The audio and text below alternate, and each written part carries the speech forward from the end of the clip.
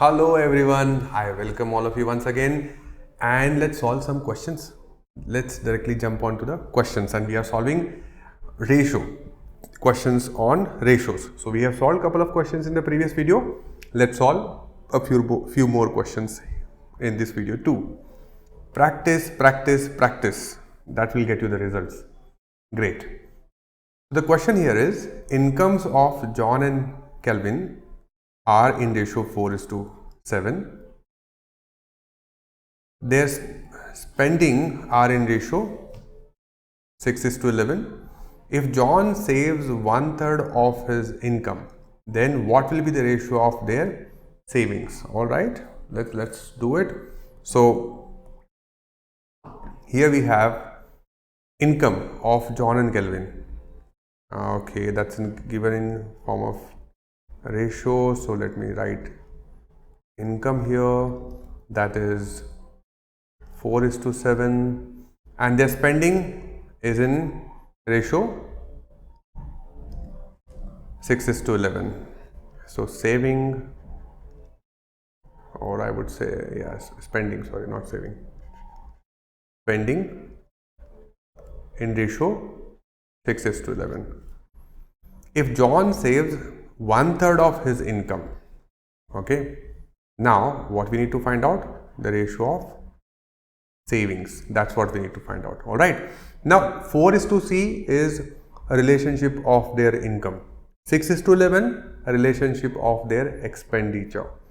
Now when you read this question, are you able to figure it out that we should apply assuming method here? We need to assume with a given ratio, we need to assume, yeah, because to get the savings, I need to do income minus expenditure. Income minus spending is equal to saving, right? So we need to subtract them.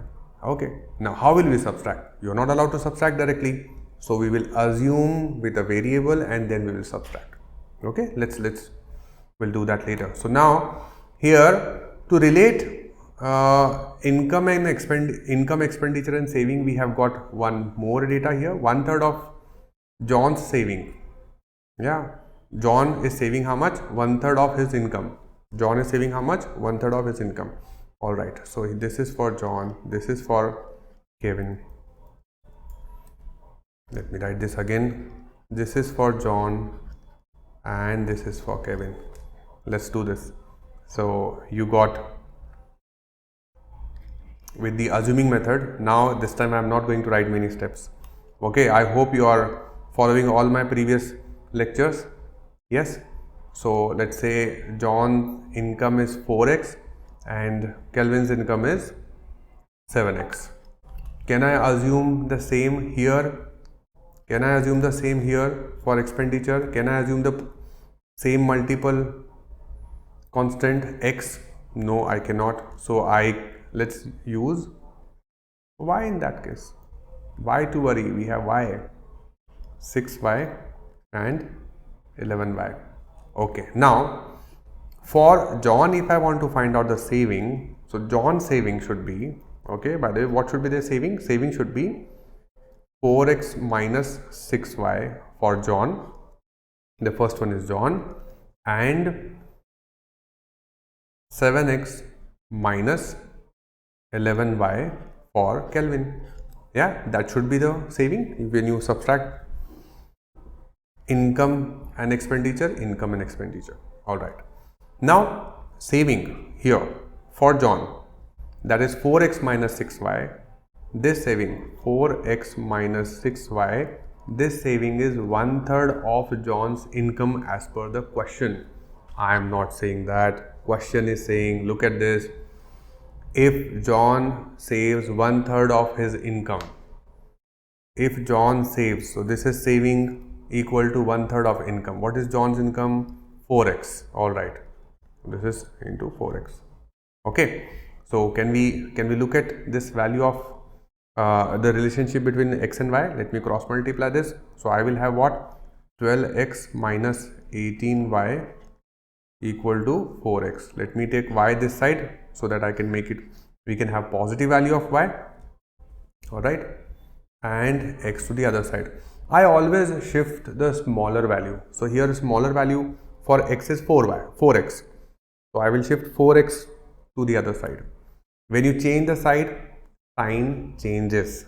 Very good. So if you change the sign, 12x minus 4x, should I write this step? No, let's remove. Okay, let's skip that step. So 12x minus 4x will be 8x. 18y that side, so that is 18y. Okay. What do we get here? Do you want to have y equal to something or x is equal to something? Whatever you like. We are going to substitute the value of either one of the variable here.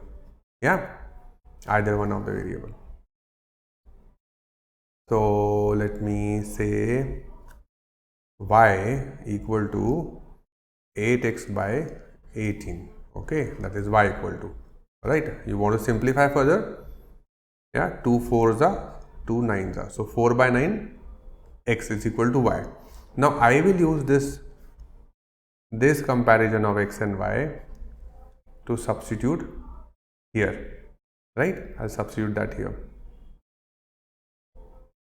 Yes. So look at this.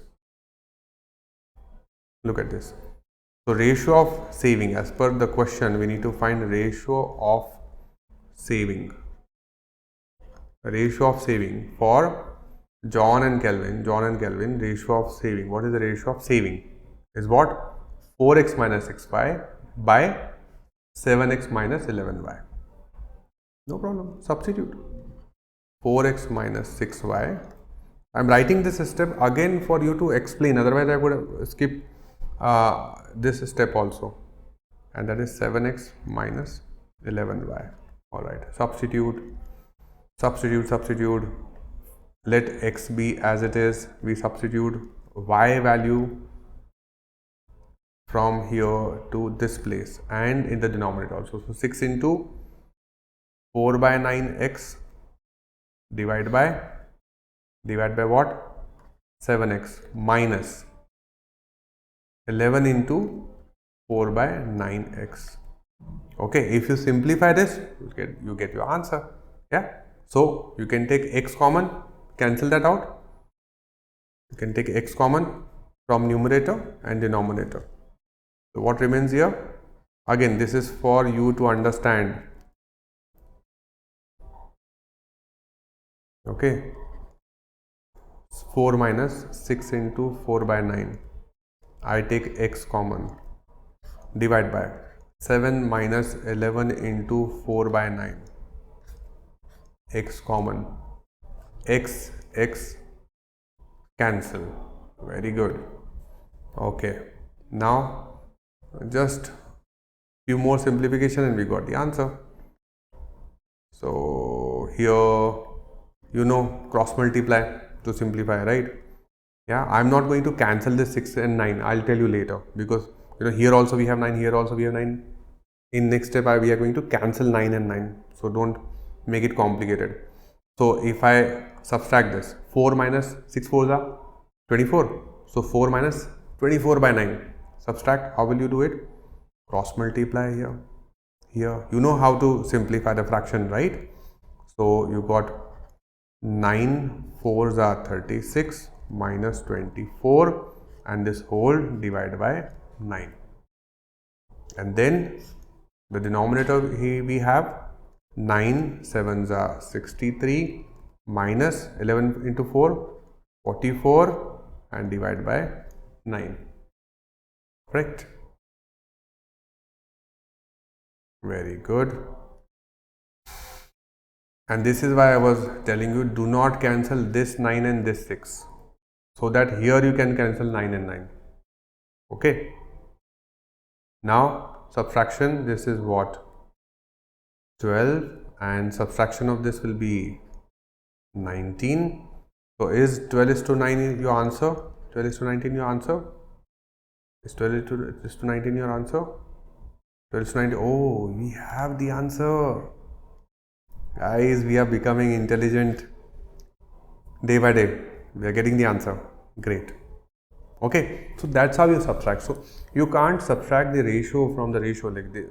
4:7 and 6:11, you can't subtract them directly. Ideally, we need to subtract income, we need to subtract expenditure from income to get the saving, but we can't do directly here. Alright, I hope this is clear to you. Next question. So in this question, question number 5, forget the number of questions, look at the question. Pause this video, try to solve the question. Okay, and let's see. So yes, student who want to solve with me, let's do it. Let's read the question. In a school, the ratio of number of boys to number of girls is 7:5. When some number of boys and some number of girls, you don't know number of boys and girls, left the school, the ratio of remaining number of boys to that of remaining number of girls is same, 7:5. Okay, so I will give you one learning from this question. Okay, you will have one learning from, you have learning from every question, but you know, there will be something specific here. Okay, so you need to make note in your notebook there. Number of boys who left the school was what percent of the number of girls who left the school? Number of boys left the school was what percent of the number of girls who left the school?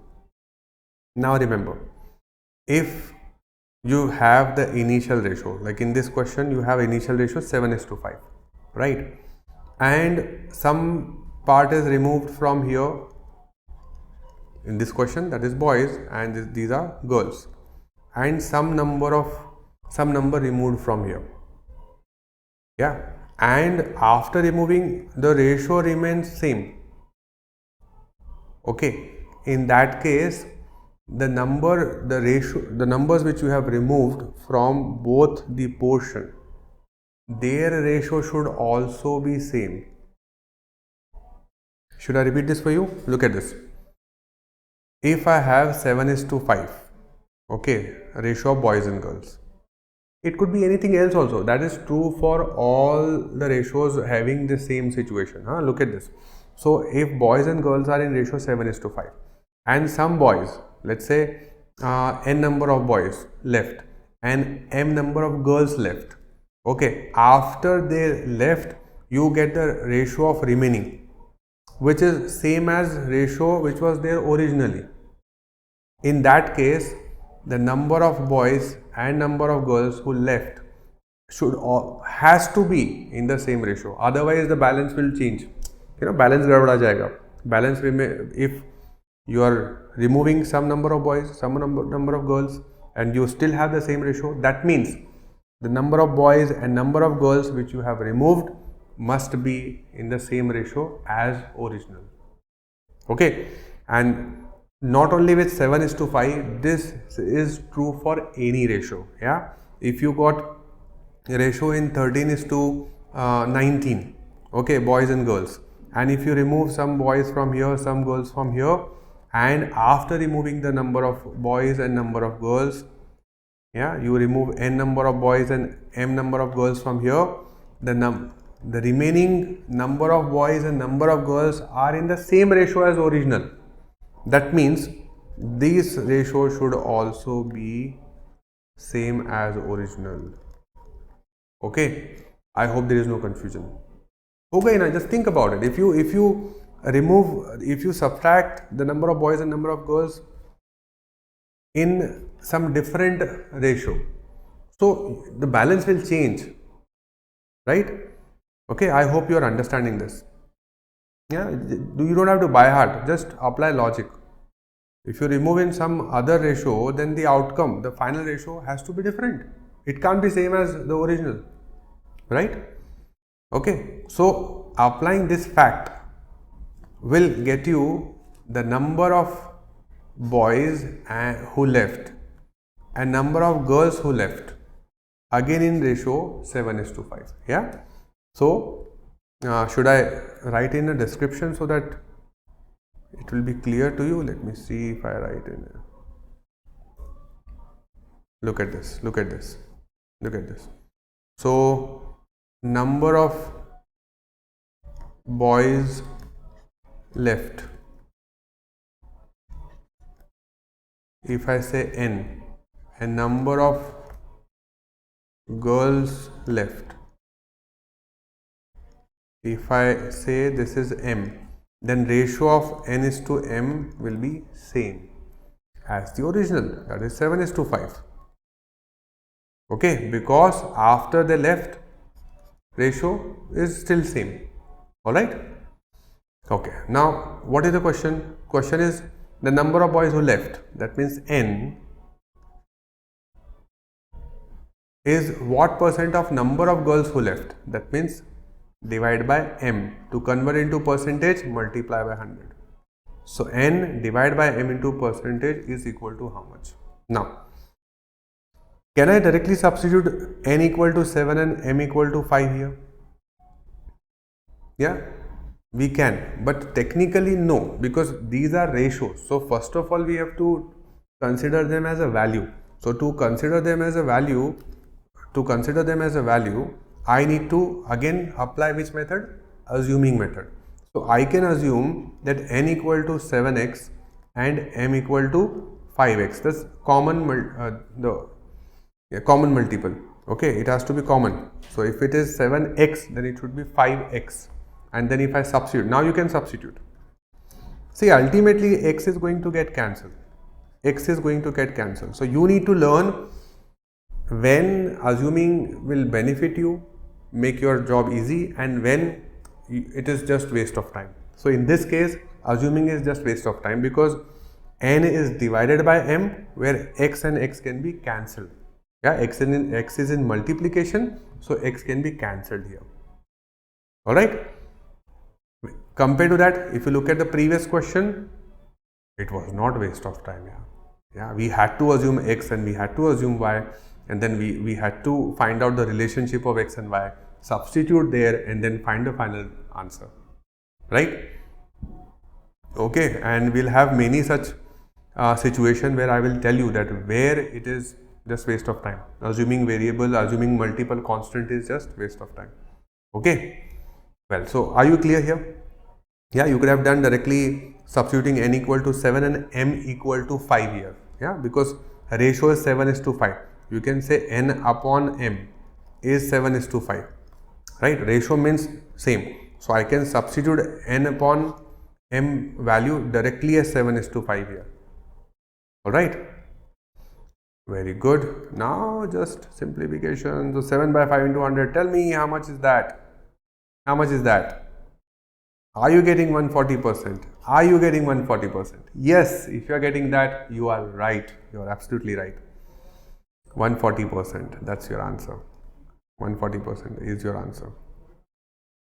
Okay. So I hope you liked these two questions explanation and you have learned something extra. I will see you in the next video. Till then, stay happy, stay healthy. Bye-bye.